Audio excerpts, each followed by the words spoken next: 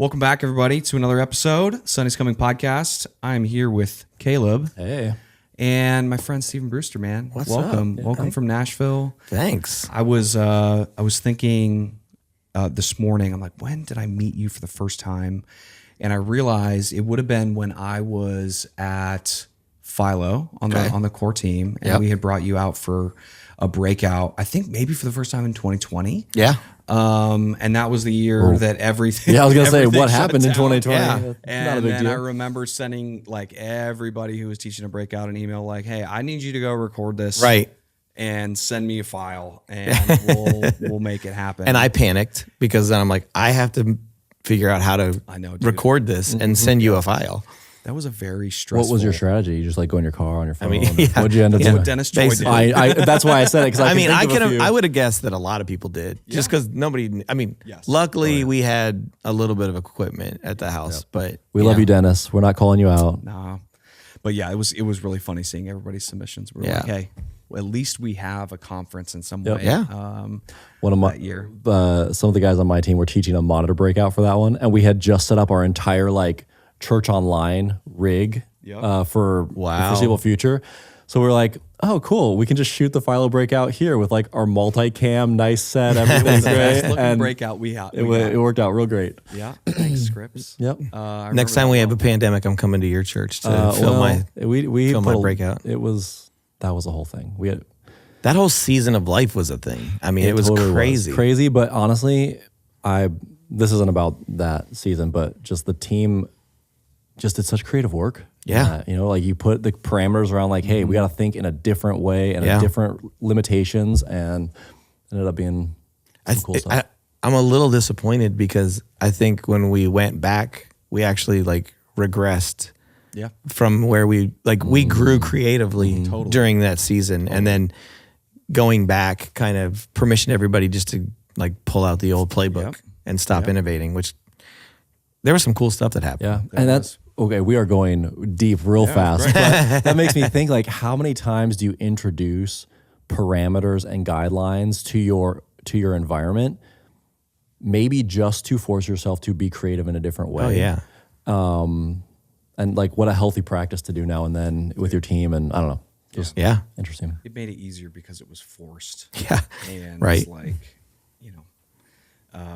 for good or for bad, it made all of us think way outside the box of everything that we did. And we put out great looking content. The best looking content that our church had ever done was during COVID. And then as soon as we went back, I remember leadership going, why does it look like this again? I'm like, don't you remember 8 months ago when we had live services? Get back on the sticks and let it just sit still and not move. And yeah, that changed so much, man. For sure. Well, back to your story. What do you do, and how did you get there? That's a complicated answer. Yeah. Start us at the beginning. We'll get to kind of what you're doing now a little bit, but so much of what shapes where we are now is obviously the journey we were on. For sure. So love to hear kind of what. Yeah. So my parents were missionaries, so I kind of grew up all over the world. The majority of my time in Haiti, and then moved to Singapore from Haiti, which is like, it could not be more opposite. Wow. Right? Like that's wild. In middle school. So of course, like there's nothing weird happening in your life during middle school anyway. And then went to high school in Florida. That was probably the weirdest place of all of them. I mean, I did go to high school in Daytona Beach, which is a third world country. So wow. Florida. Dirty Daytona, man. Yeah, man. But I'm so curious though, like going from Haiti to Singapore. Yeah. What were some of those elements that were, really different? It was complete culture shock. Yeah. I mean, in Haiti, I was there. We moved there when I was like 5. So like, we would come back to the States every year, but like that was life. Like that's what we knew. And by the time we got like to middle school, like we were looked at as affluent in Haiti. Mm-hmm. Sure. Then we go to Singapore, and we're like back at the bottom of the tree, And so it was. Haiti is such a dirty place. Singapore, you get arrested if you spit your gum out. Yeah. It's crazy. It is. You could not pick more polar opposite places, and so. But it was a great experience. Like, I'm thankful for it because without it, I don't know. Like, I think your worldview gets shaped by your experiences. I mean, anyone that's done any counseling knows it goes back to your childhood, you know? And so I think I'm thankful for it, even though there was definitely some weird things. Like the last season in Haiti was like during the revolution of the government. And so saw crazy stuff happening and, you know, but yeah, it all is for a purpose and a reason at some point, you know? That's crazy, man. I've always wanted to go to the Singapore airport because I've seen so many. Yeah, it's got like a giant everything's waterfall cool thing that falls down from the middle. Yeah, it's just. I mean, their shopping malls are like floors and floors and floors, and it's just Haiti doesn't even have a shopping mall. Like, sure, there's an outdoor market called the Iron Market, and that's like the mall. Yeah, and you don't go there to like mall rat it and kick it, you know, with the homies. It's like. And so, so crazy. Singapore's a great experience, though. Yeah, gosh, that's wild, man. Yeah, I've always wanted to visit. It looks very. You know what? When you're trying to hit 1K some year, you should just like make a trip. Make it a leg of your trip to very expensive flight to Iowa or something. Yeah, they just connect through Singapore. I mean, dude, that'd be intense. That's wild, man. You get smiles. So you, when did you move back to the States, or how old high school? Okay, and then I went to high school. I went to high school in Florida, and then I went to a lot of colleges because I was on the creative team, and we don't make commitments. Yeah. And someone should have like sat me down and been like, "Bro, what are you doing?" Like, I went to school for 10 years, and a lot of people do that are doctors, but I got a bachelor's degree in 10 years, and so actually I dropped out my senior year, one semester to go, and moved to Nashville, and then went back and got my degree, correspondence, but. So yeah. My parents had moved from Florida to Oklahoma. I had gone to 2 schools in Oklahoma, and then I literally one semester left, packed up my Ford Escort and drove to Nashville, thinking I had it all figured out, not knowing anything. And God was kind because like a lot of people move to Nashville. It's very similar to like LA or New York, where people go there with a dream to do something, and a lot of people leave with that dream crushed. Yeah. And God was kind that I fell into the ability to work in the music business. Yeah. Completely different than what I thought. Mm-hmm. And then I got to do that. So I was in the music business for a long time, and my last job was Integrity Music, was in Mobile, Alabama. So I had moved to Mobile to work at Integrity. I was on one of the marketing leads there, and awesome artists at that time. Yeah. Carrie Joe, John Mark McMillan, Carlos Whitaker, Paul Balash, Israel Houghton. Like, it was cool. Like, we were 2008, so it was like a weird economic season, but we were still seeing success. God was like kind. And then I just like found myself at home at night. This is back when there was a thing called blogs. And I found myself at home at night reading church leadership blogs, not music business blogs. Mm-hmm. And that was like the first like inkling of, oh, I think my heart's shifting. And this is such a crazy story. So one of my first like ideas when I got to Integrity was all these pastors had blogs back then, right? Yeah. And they all did it because, just like everything else in church, they saw somebody else do it, so then they had to copy it. And they had all this influence. They hated making content. And so I just literally picked up the phone and started cold calling these churches and pastors, whoever had a blog at their church. And I would call and be like, hey, you don't know me, but I'm from Integrity Music, and I would love to just send you music. You can blog about it, and if you hate it, you can say that. Yeah. I don't care. Just, I want to do that. And then they were receptive because they were like, oh God, I don't have to do something I don't have to write today. I can just talk about this CD that I listen to. And then when I would travel, I'd go into the city and I try to go take them to breakfast or lunch and like thank them for what they were doing. Yeah. So started developing a relationship with a pastor and an executive pastor in Nashville. And then one day, Jenny Catron, she called me and she was like, hey, crazy idea. I think we have it was a creative director role. We have a creative director role available, or creative director or pastor, I don't remember. And would you ever consider like applying for it? And I was like, have you gone to a coffee shop in Nashville? Yeah. There's like a lot of baristas that could do this job really well. And it was so crazy. And so we talked for like a year. And then our family drove up and spent a weekend at Cross Point, and we were like, oh, this is it. And so left. I'm probably one of the few people that moved to Nashville to get out of the music business. And left Integrity, went to work at Cross Point, and it ended up being like one of my favorite jobs ever. That's awesome. Like it was incredible, and we got to build a crazy cool team, and like we were doing fun stuff. We were definitely punching outside of our weight a little bit, and it was just it was a great season. It ended a little tumultuously. Some people made decisions that weren't the best, and we were close to it. And I remember a friend of mine, Mike Foster, I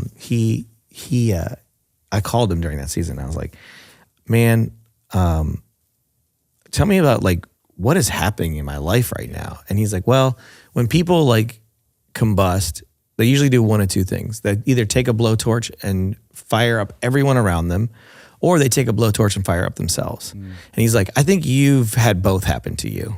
And I was like, great. And so we kind of like, based on, because of the things that happened, we just felt like we had to leave Nashville and to still work in church, which truthfully, I should not have been working in anything above like delivering hot dogs at Sonic, right? Like I was so unhealthy spiritually, mentally, emotionally, physically. I was every day was a cloud. I was just like, wow.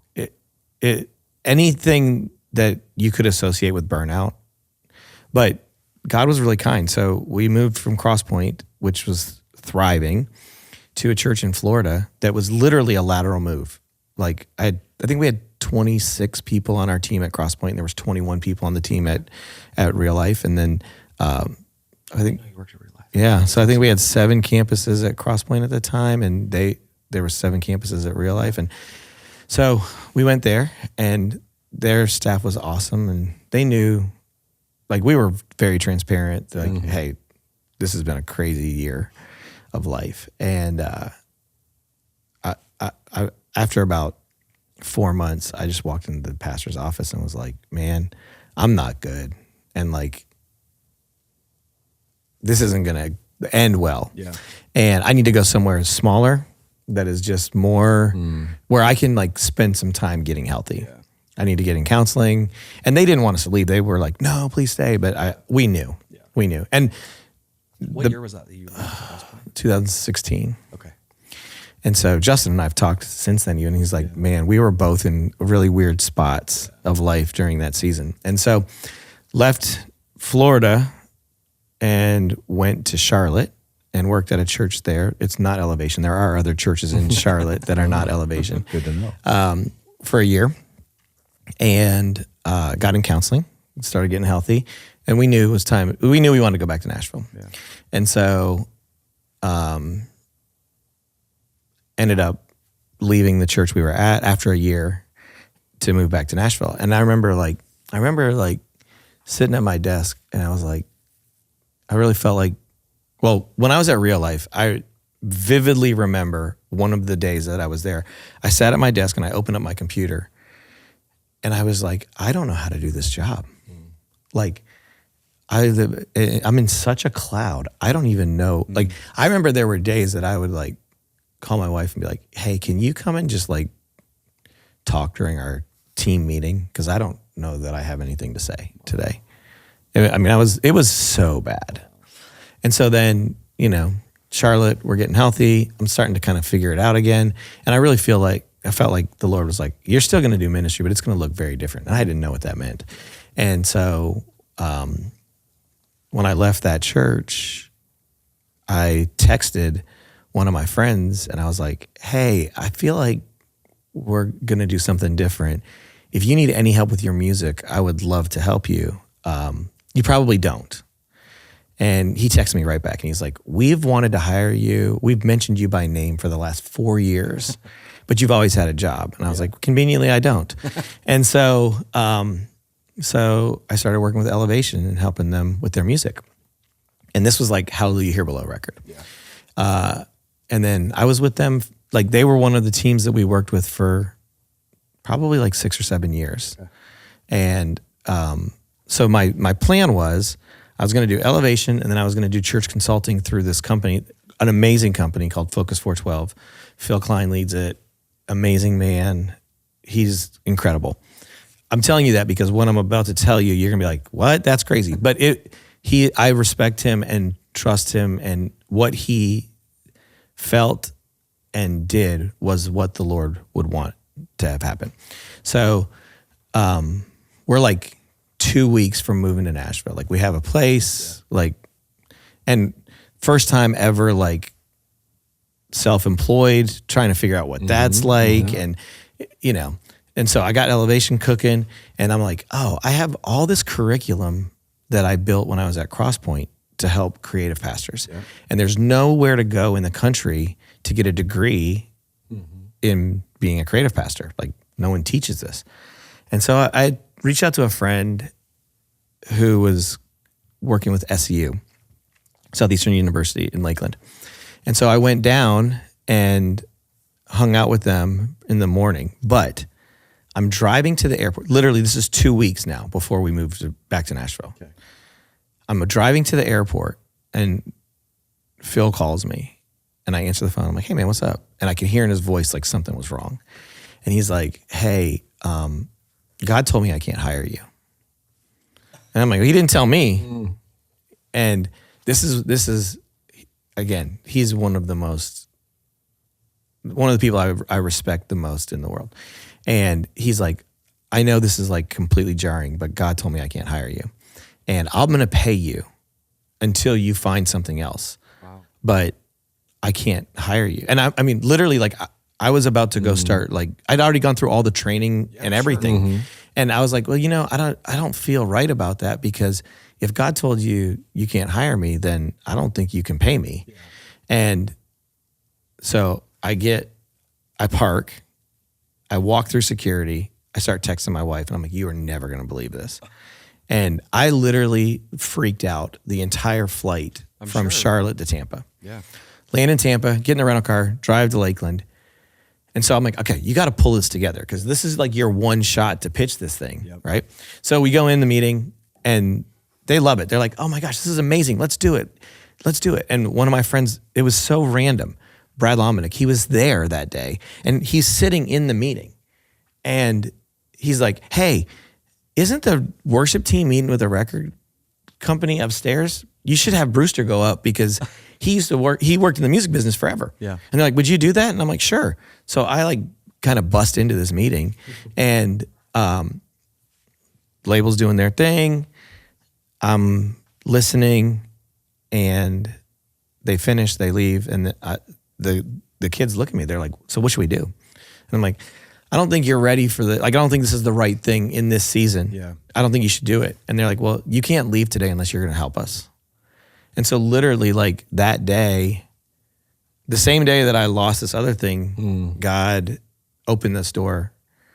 And it wasn't exactly the same, but it was so telling, because literally every time we've had a church that's stopped working with us, whether it's just the season ended, which has been very rare, financially, or leadership change and they're not interested in doing it anymore, within 30 days, another church shows up for us to work with. Wow.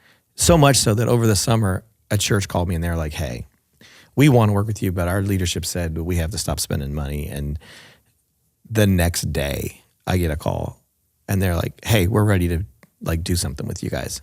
And so God's just been so kind. Like he's provided all the way through. And so SEU was second, and then it's kind of snowballed from there. Wow. And we've been doing it for 7.5 years now and helped churches all over the country. And that's kind of morphed. Like at the beginning, anytime you're starting something new, it's like, you're like, okay, I'm going to take every job that there is because I have to feed my family, of course. You know? So like, I remember even like, I was like, there's this really great organization called PAO, and they do like a Super Bowl film that they give to churches for free. Okay. And like, my job was to market the Super Bowl film.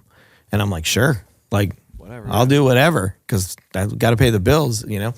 And so just see God's faithfulness through that whole thing. And then, then the last 7.5 years have been just like a ride. Yeah. So for people listening that don't have as much sort of exposure to that world, like in a couple sentences, how would you sum up like what you collaborate with churches on and what that looks like? For sure. If I can, I feel like I jumped through the Crosspoint thing kind of quick. Oh, I'm going back to it. Okay, then we'll go back to it. We'll go back to it. Okay. Because that was a beautiful time. Yeah. And I learned so much in that season of life. So what we do is we really do three things. We help churches release music. That's in essence what we do. And so there's three pathways for us to do that. One, church that's just getting started, they're probably not ready to be like a full-time partner with us. We'll do like a coaching tier with them where like we'll meet with them once a month, and we don't do much other than like walk them through what to do. Yeah. It's pretty like low touch. The other end of that spectrum is the worship teams that we have, or the worship artists that we have that have record deals. And then we're management in essence for those. So that there's a handful of those that we work with, and it's awesome. Gotcha. And then in the middle is everybody else. And that's a spectrum for sure. And we come in and just help them. Basically, we're their publisher, their record label, their marketing firm, their social media consultant, their distribution, their publishing admin, helping them build strategy, and literally just trying to help them grow from where they are to where God wants to take them. You know, and the goal isn't to move someone from coaching to management. That's not what God intends for every team. But we want to be able to help any team where they're at. Gotcha. So that's awesome. Our company's called the Harmony Group, and that's kind of what we do. Nice. Yeah. All right. Well, jumping back to Crosspoint then. Okay. I want to dig in at some point here to that season of Burnout. Yes. Because I think anybody listening that's been in ministry for more than 5 minutes can kind of relate to some equivalent season like that, right? And so hearing kind of how did you walk through that? What were the things that got you healthy again eventually? Like what were the things you the walls you ran into, the recalibrations you had to do, like whatever that is. But before we do that, take it back to whatever you want to take it to. So like started at Crosspoint as, again, I don't remember what my title was, but in essence, creative director, right? And my actually first job in like church creative ministry was several years before. I left out a little part of the story just because it's a blip, but we at one point we left Nashville, moved back to Florida to work at a church, and there wasn't creative pastors back then. Yeah. And so I was the marketing director. Like that was my title. Okay. But I was doing all the things that a creative pastor or creative director would do. Yeah. And so that was like my first entrance into the space, and then went from there to Integrity, and then Integrity in Nashville. So when I went to Crosspoint, we had a team of 3 full-time, 1 part-time. And it was literally production, communications, marketing, social media, video, worship, like anything that remotely touched creativity was under that team. And Crosspoint was exploding. Oh yeah. And there was like 3.5 of us holding on tight, like duct tape and zip ties, trying to figure it out. But the team that we had, one of the most creative people I've ever worked with, Matt Singleton, he did an amazing job. Matt Warren, who has now become a church consultant, Jared Morris, who actually lives here in Chicago now and is a worship leader, and then Miranda Telford, who she kind of exited our team to do more outreach stuff. And so that was the first team. And over the course of those 7-ish, I don't remember how many years it was, whatever it was, like the way our church grew, I went from leading that team to being on a leadership team to being on an executive team to there was 4 of us running the whole thing, right? And anytime you take a journey like that, you crash course it, like I learned so much, not just about like leading creatives, but really just leadership, leading. And I remember one day we were in like an exec team meeting and we had just solved like a huge problem. And literally that morning there was another problem that came up. And I remember like someone in the meeting was like, is there ever going to be a day where we don't have a problem? And I was like, I don't think so. Like, I think that at this scale, there's probably the only thing that's going to happen is we're going to have more problems each day as opposed to less. And I mean, there's a spiritual component to that as well, because like the devil does not want your church in your community to be successful and to be influential and to help deliver people through whatever they're going through and build community and all those beautiful things that happen in church. And so, yeah, it was like our kids loved that season. My wife and I loved that season. It was a great season. It was the most painful season of our life, but also before it was the most painful, it was the best. Yep. Yeah. It was like the absolute best. I think you're right. Yeah, that's often how I think you're right. I think anytime you invest yourself into something, you risk getting hurt. Yep. Yeah. And hopefully it doesn't happen, but usually it does at some point. And when things are going really, really well and, expanding and opportunity and leadership expand, it just opens more opportunities for hurt to happen, 100%. Failure to happen. And 100%. Well, and like, this is true of worship leaders, but it's also true of leaders. Like, we were not created to absorb praise. We were created to reflect praise. And so when you're in a position or an organization that's like skyrocketing, everyone tells you you're awesome at what you do. And then one day you're like, start to believe it. And that's so dangerous because like that God's doing that and you get to be a part of it and you get to steward what he puts in front of you. But if you take credit for the success, then you have to also take credit for the failure. And it short trips your character, your brain, your psyche, your self-awareness, like, because we weren't meant to lead, but we weren't meant to be praised. And if without the right guardrails, you can drift really quick into those areas. So, which comes back to your childhood, right? Because like you're trying to fill this void that you experienced that even with the best parents in the world, there's no parent that can hit every hole of a kid's life. And so, that season, I just remember watching from afar Cross Point blow up and just start to show up everywhere. And not just, even the leadership teachings, the worship music, and all of that team was exploding as well. Because wasn't it,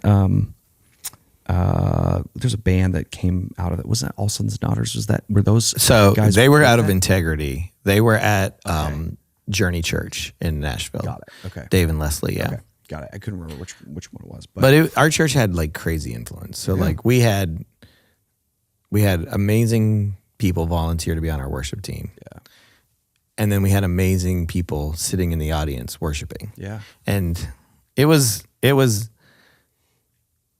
everything that you'd want it to be until it wasn't. Yeah. Let's talk about that then. So you come from the season where it's the best ever. Yep. And you immediately, like a whiplash, enter into a season where it's the worst ever. Yeah. And like just how did you process that? What did that do to you? What was that? What was that like? It wasn't whiplash. Okay. It publicly and externally it was whiplash. Yeah. Internally it's never whiplash. Yeah. Okay. And so it was a process. It was about a year. And I knew things weren't going the way they were supposed to for about a year. And then when it got to, like, because it's not, I think if it's whiplash, it would actually be easier to handle.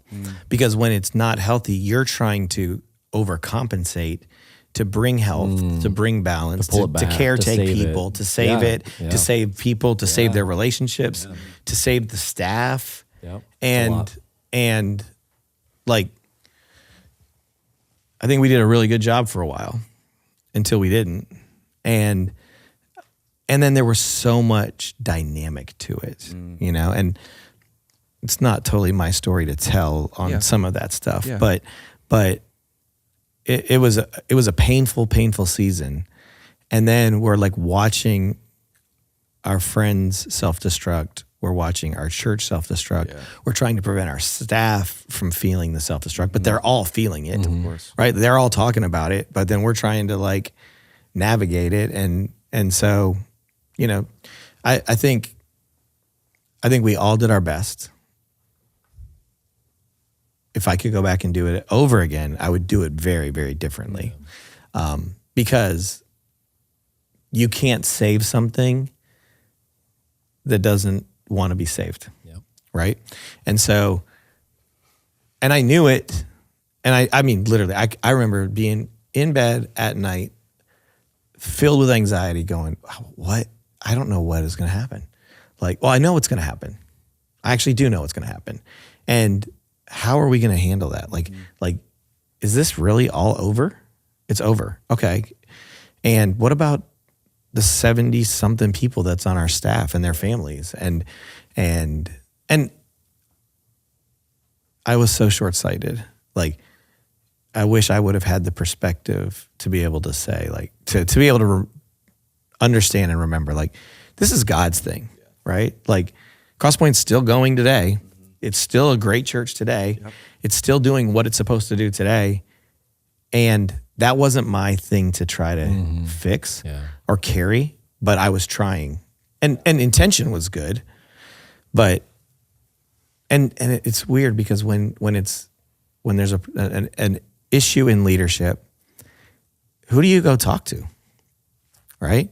Like, I can't just pick up the phone and call my friend and be like, yo, I need to like dump on you right now. Like, this is what's happening, because that will become news, right? Yeah. And it ended up becoming news. Yeah. But so there's an isolation. And I think to talk about the burnout, I think one of the very first indicators of burnout is isolation.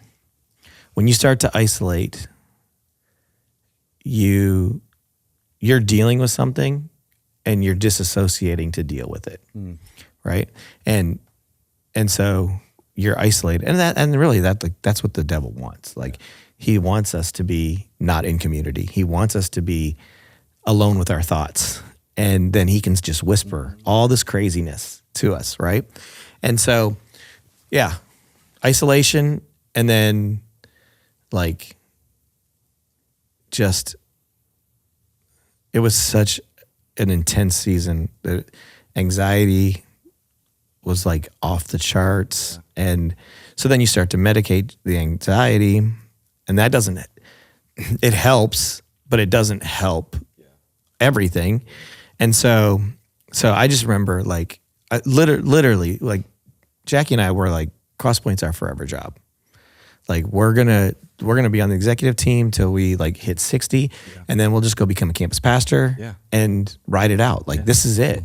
And never once, I take it back, one time we had a conversation about leaving before 2016. And one day in 2016, we were making the bed, and she's like, do you think it's over? Is it time to go? And I was like, I think it is. Wow. And that night I got a phone call from a headhunter to tell me about real life. So and that was God's protection too. Even though it was like not best season, it was God's protection. Like, God's very kind. And like, again, I didn't belong in, the burnout was so intense and severe. I did not belong in leadership. I belonged in counseling. And but you have a family, right? And at that point, you're like, I've been out of the music business for a decade. Yeah. So that world changes every 10 minutes. Mm-hmm. It'll be different when we end this podcast than when we started it. I'm gonna have to play catch up. Yeah. And so like in my mind, I'm like, it's just, we have to do ministry. Like that's what we have to do. And if like full transparency, like God had opened doors for like, I got to go speak at different conferences and churches. And as a 3 on the Enneagram, like that's like gas, right? Like, oh my gosh, we're getting to influence people and help people. And so I was like, I don't want that season to be over. Yeah.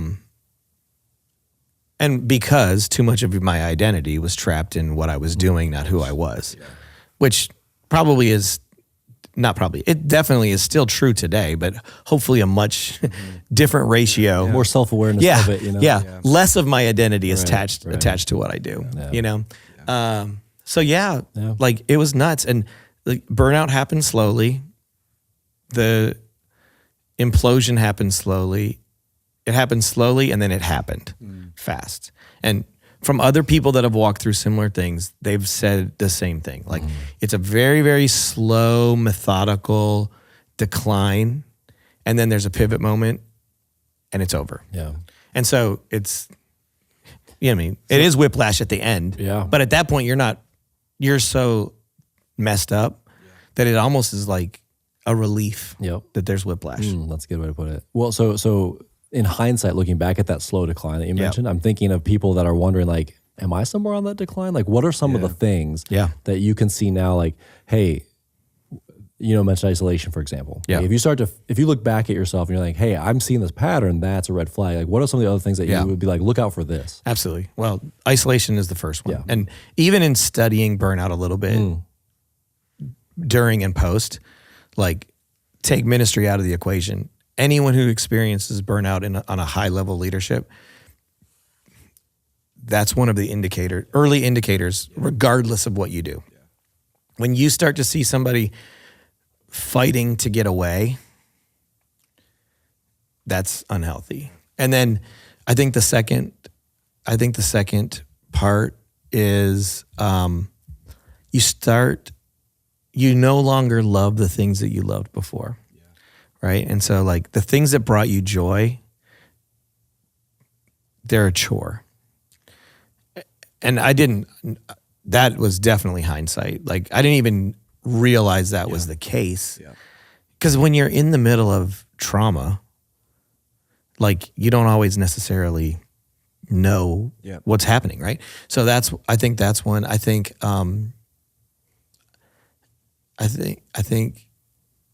entitlement, like you're like, oh, this is so hard, I deserve this. Or this is so hard. And entitlement's funny because it never starts with like being Mariah Carey diva level, it starts with like, I can park here, I should have my own parking spot, or I should have this, or this is probably a luxury, but I really need it to do ministry because I deserve that. Anytime you think you deserve something, interesting, like that light should be blinking on your dashboard instantly, right? And so I think that's because entitlement allows you to start to permission behavior that's unacceptable. It's basically like almost like a woe is me response. My life is so hard. Yeah. I need this nicety or this perk or this whatever. Right. Yeah. I deserve this, And it's scary because, you see that behavior more in the church world than you do in the professional world. Interesting. And that's a scary thing because church is the only place that I know of that exclusively because you're the best communicator, you are appointed the best leader, right? Like if Elon Musk is not the best communicator, right? But he sure does need to lead Tesla. Mm-hmm. But we have people that are leading things that they weren't intended to lead. They were intended to pastor and preach and apostle and there's other people that we're intended to lead. And when you start to step into somebody else's clothes, you got to try to figure out how to make them fit. Yeah. And then you start that road to burnout, you know? And I think grace is a big part of it too. Like, as I've talked to other people going through different seasons and figuring out what, like, hey, I think it's time for me to go. Like, don't outstay your welcome, even for good intentions, right? And it's really about grace, because working in a church is extremely difficult. Like, the demands, there's no such thing as balance. There's literally people's souls on the line, right? And when you're doing that and God's given you a grace, it's like you're under a cloud, right? And it's like a good cloud, not the one I was in, but you're under a grace cloud. And the minute that you find yourself outside of that cloud, you either got to figure out, how do I get back underneath that cloud, or is God moving that cloud out and it's time for me to do something else, right? But you can tell when the grace lifts. And when that happens, it's time to, you got to make a decision. So, and I think people don't realize the depth of burnout when they're in it. As you're saying. And so, even when that grace cloud moves and it's very clear that, just like your wife did, like, I think this is ending, or do you think this is ending? Knowing when it's time to go and being okay with that versus trying to, like, I did it. Yeah. I held on to these things that I knew that I should leave, but I'm like, but this is what I know, and this feels safe. And I don't want to leave my volunteers or leave my team. Of course. You become the hero. Yes. Yes. And when you have a family, you're like, why? I don't want to move my kids out of their school in elementary school, whatever it is. All of the good reasons, great reasons. Yeah. But not the right reasons. Yeah. Well, you said that you'd gone on to that second church and realized within a few months, like, that's also not the thing. But that was just because I was so unhealthy. Right. Like, so moving on from there, you have a secondary confirmation. Hey, I'm not ready for this. Yeah. So now you got to put it back together. Yeah. So maybe talk a little bit about that. What did that season of sort of reconstitution and healing look like? Well, it started with my wife being like, hey, if you don't go get some help, we're going to have to figure something out, because this isn't working for any of us. And I remember, we were standing in our living room in Charlotte, and she was like, if you don't go get help, we're going to have to figure something out. And so I started counseling, and I didn't want to go to a Christian counselor, because at that point it was still fresh enough that, like, if you were a Christian counselor and had any exposure to, like, the megachurch world, you'd have known the whole story already. And so then because I had started going to counseling I was going to counseling when I was at Crosspoint, but everywhere we went, people knew who we were, and they knew about our church. They'd been to our church. And so, like, you can't have a conversation about what's going on in your life if you feel like you're compromising the thing that you're responsible for. Yeah. So I go to this counselor. She was amazing. And I started going, like, twice a week, and then 3 times a week. And then I was always the person who was like, I'm pretty good. I don't probably need counseling. I ended up with 2 counselors. And then one day we're sitting there, and she was like, it was like she had let me just kind of moan and be self-absorbent. And this is probably like 2 months in. And she's like, okay, so do you want to keep talking about this, or do you want to fix it? Or she didn't say fix it. She said, do you want to keep talking about this, or are you ready to move on from this? And I was like, oh. She's like, well, you talk about faith in every one of our conversations, but I don't see you applying your faith. And this is like my counselor. I'm like, I'm paying you a lot of money to insult me right now. Like, what the heck? Yeah. And then she told me that she is a Christian. And I was like, oh my gosh.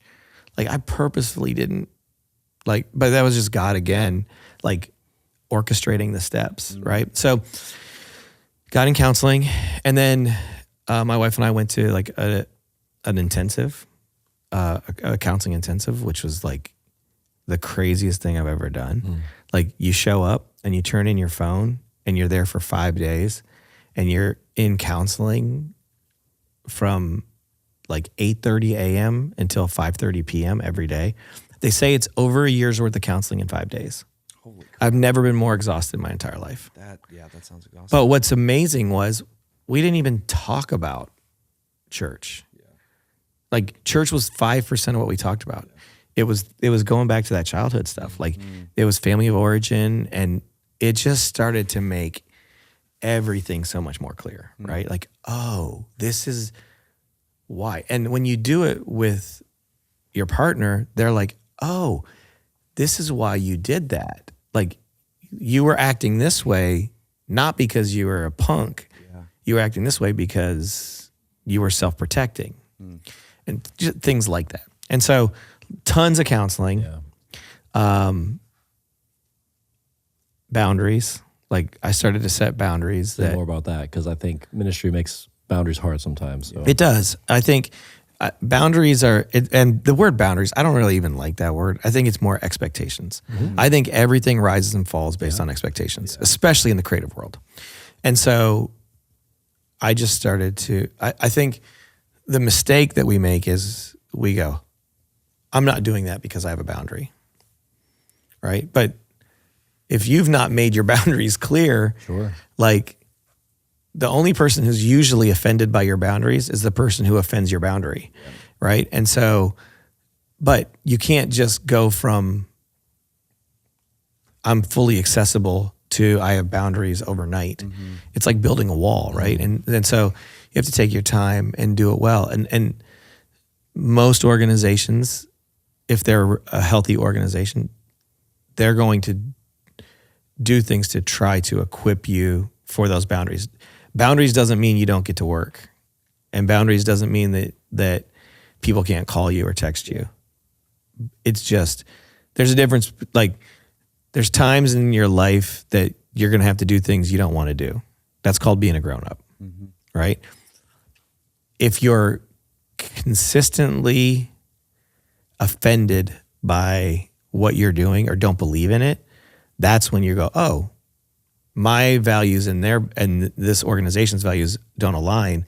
Either I need to adjust, which is probably the case, or they need to adjust, which is probably not the case, right? And so when you're starting out, or if you're in a place where you feel like you don't have defined boundaries, like go sit down with the person that you report to and be like, help me make it a long time in this job.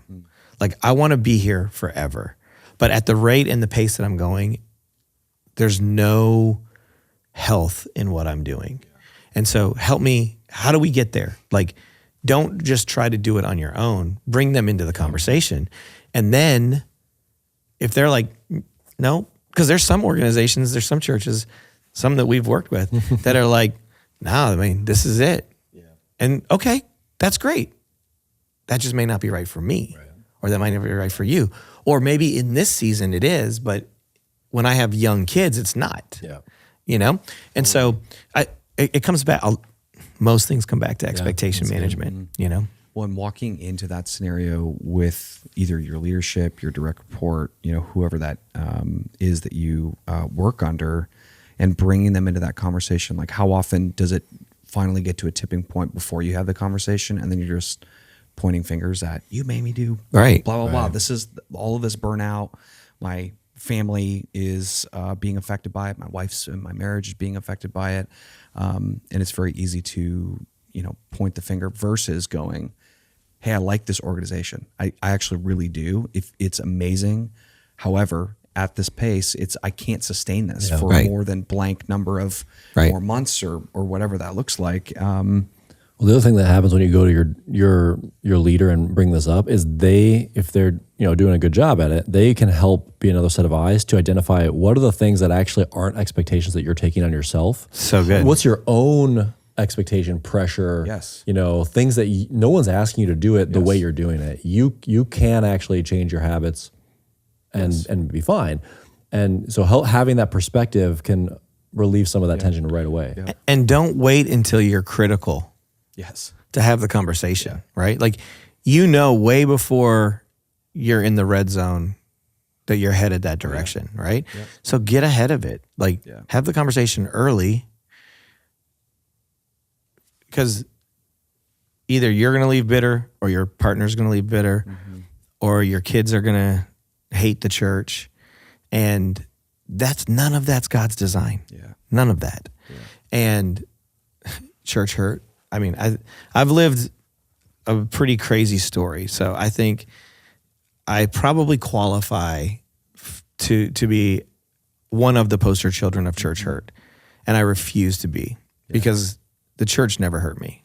People did. And I think every person that I've talked to, I can't recall a person that I've talked to about church hurt that they couldn't put a name to it. And that's where the burnout, like, you can put a name to it. Hey, and sometimes it's, hey, I didn't go talk to my boss. And so my boss was making me do all these things, but we never had a conversation, So yeah. And does the boss that you're referring to in that scenario even understand all the ramifications of what is being asked? Because you never said, hey, these are the boots on the ground, real world consequences of these things. But if you're not communicating that as, again, setting expectations, then... As the creative pastor, I did not know what the production team did. Right. Okay? I didn't know. Yep. And so if you're not going to communicate with me, I don't know even if it's hard to do what I'm going to ask you to do. Yes. Right? Exactly. Because it looks like you flip that switch and everything's awesome. Yep. That way, that's not how it works. But that's not how it works. Yep. But if you don't share that with me, how would I know that? Totally. I may have told the story on another episode at some point, but I remember walking into some Christmas season and being so incredibly frustrated. My daughter was so young at the time, and I remember pushing around in a stroller. My wife was working. It's like 8:30, 9 o'clock at night. I'm like, what am I doing with my life? And I remember calling my boss after that week had happened, and I went off on her about all of these things that I felt like she had been asking us to do, and just killing our teams and our families. And she's like, Kaleb, I don't think I actually asked you to do that. You brought it up in a meeting, and I let you guys run with it because I thought it was your idea, and you felt excited and creative about it. And I was like, oh, yeah, actually, I think you're right. And we did all of those things to ourselves with the internal thought that we were being asked to do these things, but those expectations we were putting on our own shoulders. And then I was shouldering that for the rest of our team. And it's like, I almost quit over that. Right. And it was my fault. Well, and what's crazy in the creative church world is you're asked to make miracles happen every week. Yeah. Right. Like Hamilton is running the same script for 10 years. We're doing a new script every week. Yeah. And when you start to do amazing things, you set the expectation that this is we just do awesome stuff. Yes. And it's like that Kanye quote. And so when you go and do something that's awesome, you also need to you don't just tell your boss when it's terrible. Yep. When your boss is like, hey, this was amazing. Oh, thanks.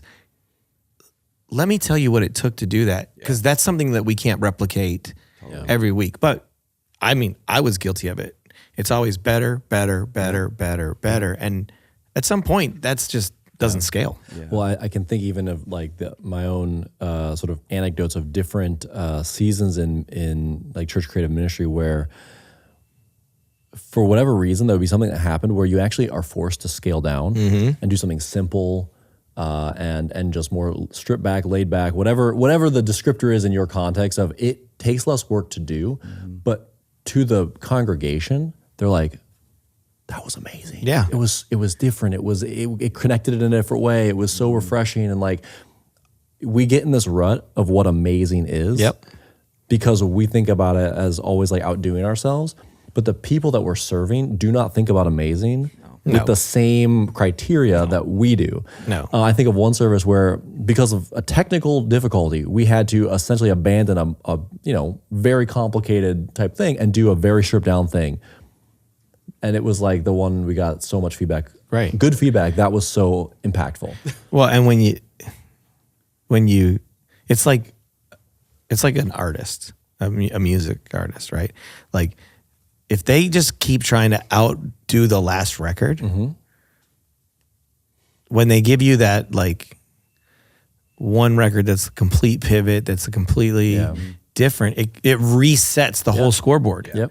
Right. And like, I think social media is killing the church because we're the only ones that are on there following every influential church. Like the people in our audience are following Budweiser and Home Depot, and we're following like Transformation and Elevation and whoever, right? And then we're seeing that, and we feel like we're in competition. We're in competition with this thing that's 15 years ahead of us with a different budget, a different staff, and we're like, oh, how do we do that? Or our pastor's like, hey, how do we do that? Of course. Right? And their intention is not bad. Like that's a good question to ask. How do we do that?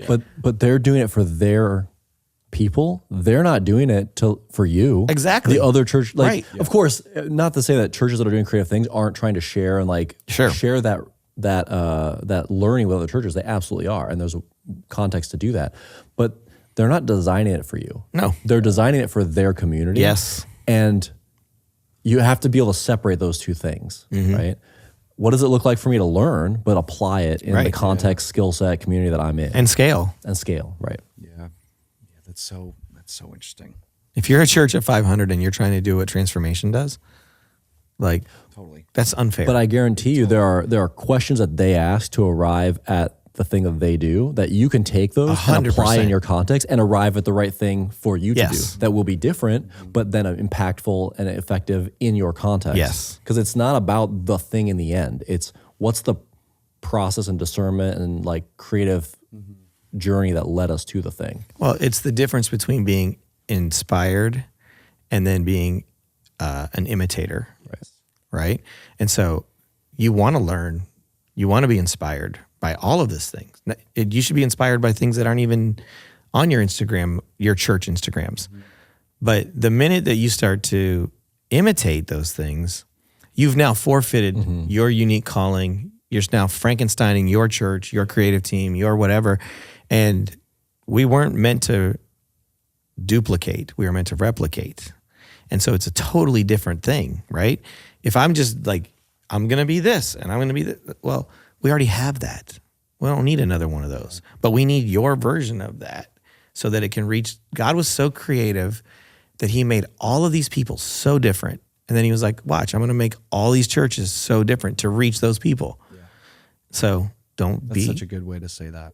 And it goes back to like whether it's you're writing music for your congregation that is for you, and if that translates really well to the church down the street or the church across the country, then amazing. Yeah. But it might not fit everybody's. Well, that's a great segue, I think, to the other thing we were wanting to chat about is, you know, you talk about looking at what other people are doing and you know, what do I take from that versus just trying to copy that? You know, in your work with churches that are saying, hey, we want to do some form of worship project, music project, something, you know, I can just think of how many churches are just thinking, we're going to do a worship album because so many other churches are doing it. Because everybody else did. And so just maybe talk about that for a little bit. Like, what are the things that you're seeing, the trends you see, and how do churches identify the right sort of approach for them? Yeah. So it all starts with motivation, right? Why do you want to write music for your church? And get real honest, because everyone's going to say, "Oh, because I'm going to do good ministry." But exactly, right. Here's the litmus test. Yeah. Are you writing it for the person who sits on the third row, or are you writing it for the church across the country that you want them to sing your song? Yeah. There's nothing wrong with that, but if that's where it starts, the motivation's wrong. Yeah. Right. So if you want to get to that place, you got to start with the third row, and so write the song that only your church can write. Elevation's amazing. We don't need any more of their, like, we don't need you to make their songs. They're doing that, and they're doing it really well. And they're the Lakers, and you're a junior high basketball team. So don't try to compete, right? But there's a reason your church is in your community. Write that story. If your church excels at outreach, write songs about outreach. If your church is amazing at discipleship. Write songs about discipleship. Like, write the story of your church. And then all of the other churches that have the same heartbeat, they can all start singing those songs at some point. And then it grows to the place where if you steward what God gives you in that third row season, it permissions God to give you the across the country or across the world season. But if you try to jump from third row to international, you're not, you could do it. There's probably a couple people that have done it, but no one that I work with and no one that I know of. Like, it starts with, we're writing for our church. And so in our world, there's a few things that we look at before we even decide if we can help a church. The first one is, why are you writing songs? If you're not writing it for your church, and everyone's going to say that at first, so then we kind of dig in a little bit, right? So, okay, you're writing it for your church. Well, if your song never leaves your zip code, do you feel like it can still be successful? Because I do. I think your song can be ridiculously successful and never leave your zip code if it ministers to the people that live in your zip code, right? And so that's the first thing. The second thing is leadership on board with this, or is this a passion project?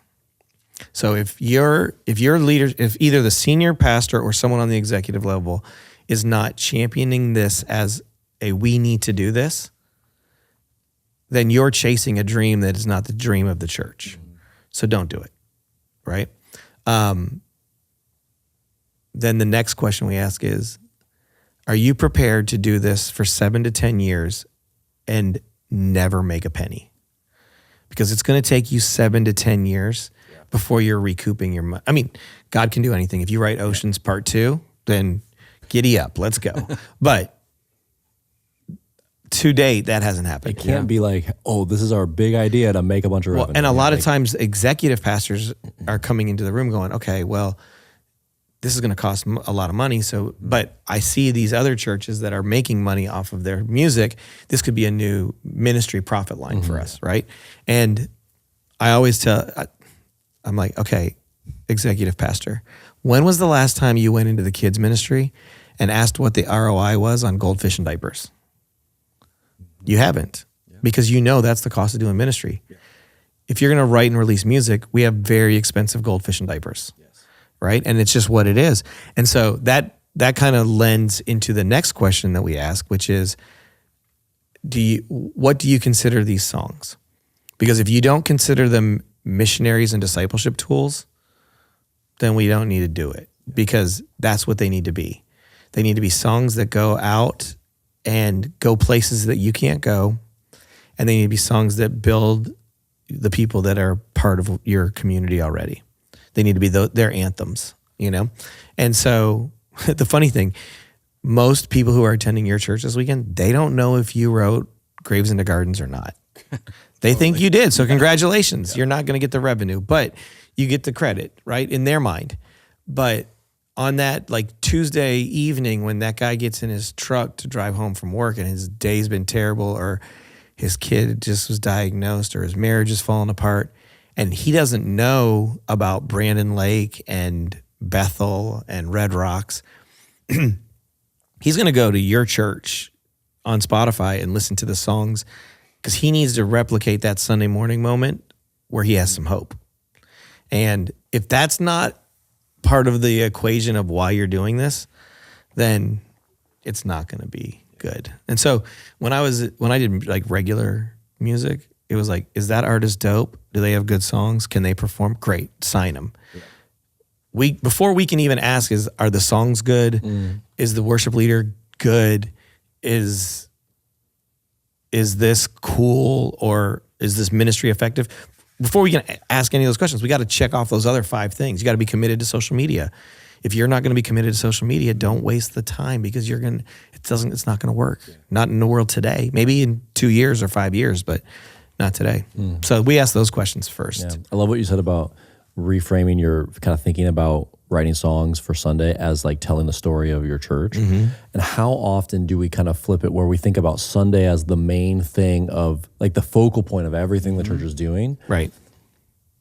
Versus the Sunday is just when we get to celebrate what's happening Monday through Saturday. 100%. So if you're looking around your church and you're like, is there anything to celebrate that was happening Monday through Saturday? You probably have other things to work on before the music thing, because like, what's the purpose of that? Yep. It's not just to do it for its own sake. It should be a culmination, a celebration of the ministry like landscape of your community. And I think easily it can become a thing in its own right. For sure. And lose that element. Yep.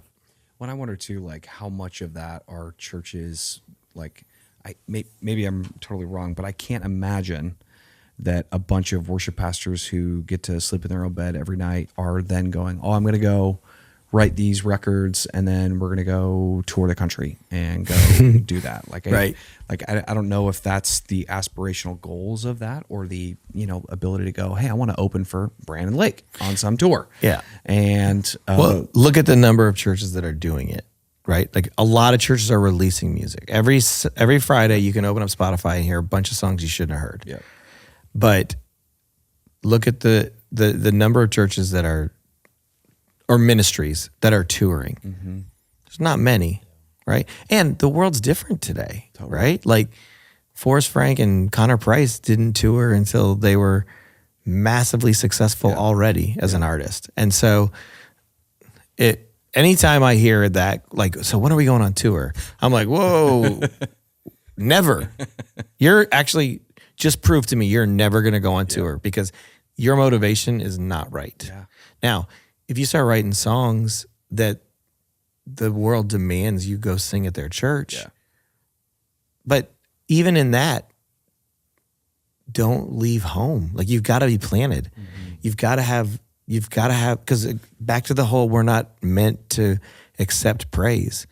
We have worship leaders standing on stages with lights on them and people sitting in an audience facing them. All of the trappings of this is about me. Yeah. And then you have a song starts to work, and then you start going and singing that song other places. Yeah. That's dangerous. Yeah. Like you probably actually don't want that. Yeah. Because it's a costly calling. Yeah. And if you talk to anybody who gets to do it, there's challenges that come with it that you're not ready for yet. Totally. Now, if it's a stewardship thing and like you're not stewarding what God has given you by not doing that, then by all means get on the bus, right? But if at that point it's happening, God's going to have already done some other things in your organization to make sure that like Sundays don't suffer and that the pastor's not tripping out that you're in Boise, Yep. And so, and we're very intentional with how like we build that model for the teams that we have that travel.